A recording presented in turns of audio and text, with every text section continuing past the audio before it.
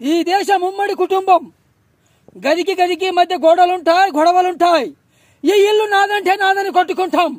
కానీ ఎవడో వచ్చి నాదంటే ఎగరేసి నరుకుతాం. మేమెవరి జోలికి వెళ్ళాం. మా జోలికి ఎవరొచ్చినా వదలం. సరిహద్దుల దగ్గరే మీకో శ్మశానం నిర్మిస్తాం. మీ ముండెల మీద మా జెండాను ఎగరేస్తాం. ఇక యుద్ధం నాస్తి. ఈ గడ్డ మీద పరదేశీ దాడులకు స్వస్తి. మిత్రమా, ఇది మా కత్తివాదనతో రక్తసిక్తమైన కుంతల దేశ రణభూమి నుంచి పంపుతున్న లేఖ. మీకు మా స్నేహపూర్వ హెచ్చరిక. ఇప్పుడు కుంతల మా సొంతమయ్యింది. 18 మాసాలుగా మా కత్తి కంటిన నెత్తుటి చార ఇంకా పచ్చిగానే ఉంది. విశ్రాంతి లేదు, విరామం లేదు.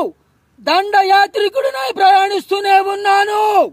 నేటికి కళ్యాణదుర్గం మీ సౌరాష్ట్ర రాజ్యాలు తప్ప తక్కిన దక్షిణ పదమంతా మాకు దక్కిందని సగర్వంగా చాటుతున్నాము.